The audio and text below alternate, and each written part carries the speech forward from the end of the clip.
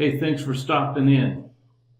This is video 4 on labor productivity.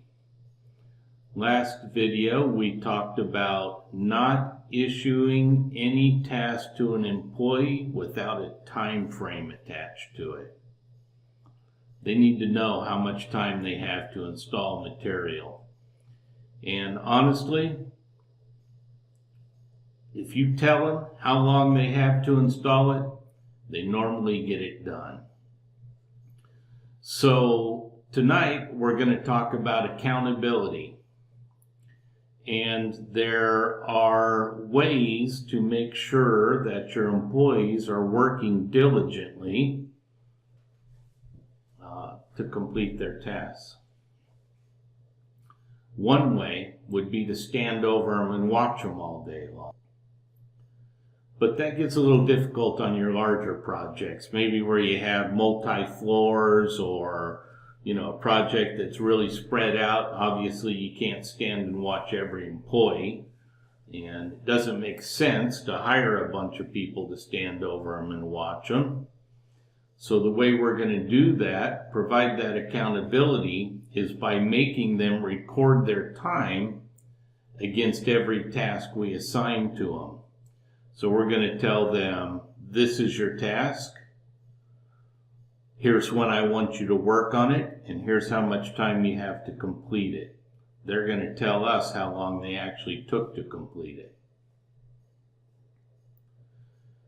Now, when I talk about this, a lot of times people come at me with quotas. Quotas, are you talking about quotas, Dennis? Well, hell yes, I'm talking about quotas. And you say it like it's a bad thing. A wise man once said, trust but verify. Now, I just signed a contract with a general contractor.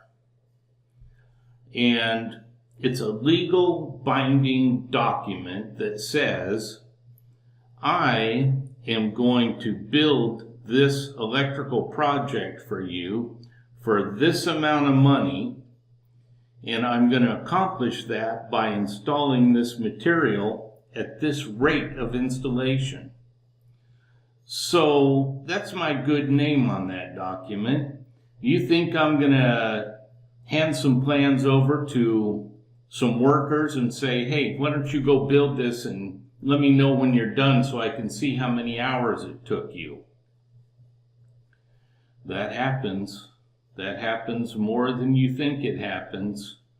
And then people start adding their pennies up at the end of the job, and a lot of times they're very disappointed. I'm not going to do that. I'm going to check their production as they go through the project to make sure that they're hitting their marks. So what are you going to do if they don't get the material installed in the amount of time they have, Dennis? Are you going to fire them? Hell no, I'm not going to fire them. Why would I want to fire them and replace them with someone equally as bad? I'm going to try to train them. I'm going to try to teach them what they need to know to get the material installed on time. If it's something that was omitted from the estimate, then I'm going to know. It's not the employee's fault.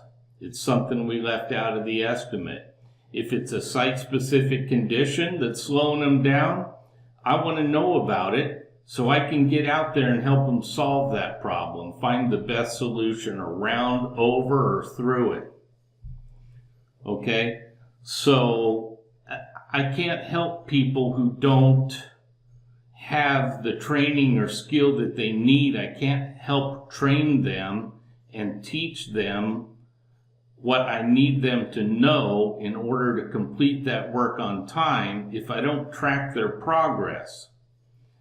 And if there's an issue on my project, I want to know about it while it's unfolding, not at the end of the project when the money's already spent and gone.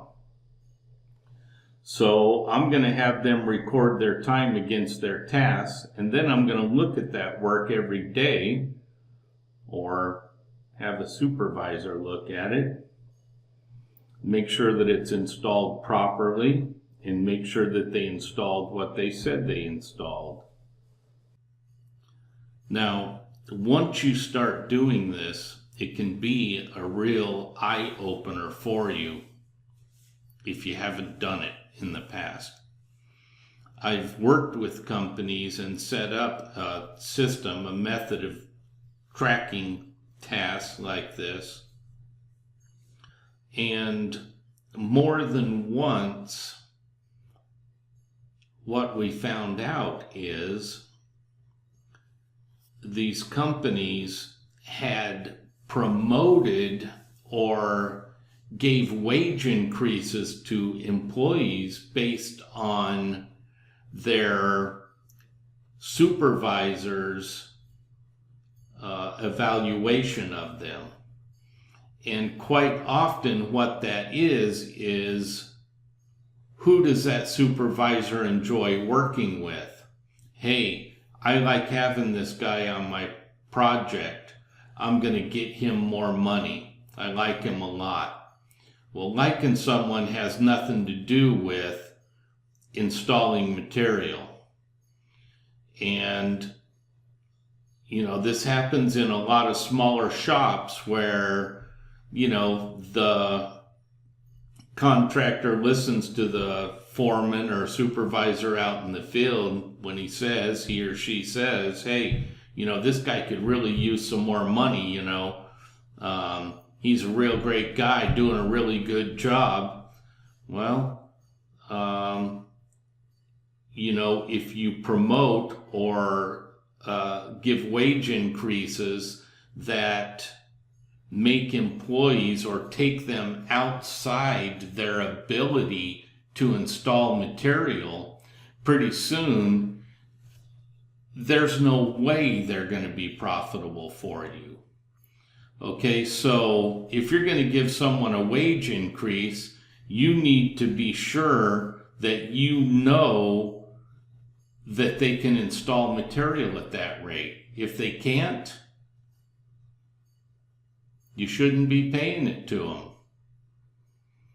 And, you know, the opposite is just as true, because in a lot of companies, there's guys who never ask for anything and come in every day and work their butt off and make you a lot more money than you're paying them. And those people, they need a wage increase. Those are the ones that need to be elevated. So, you know, there's a lot of things going on in your business that you don't understand until you start tracking individual employees on task and finding out who's good at pulling wire, who's good at installing pipe, who's good at hanging fixtures, who's good at underground. You need to determine all of these things so that you can get those people in the right places where they're able to make you money on your projects. Who's overpaid, who's underpaid. Balance the field. If someone's making you money consistently, more than they're getting paid, give them a raise, for crying out loud. Encourage them.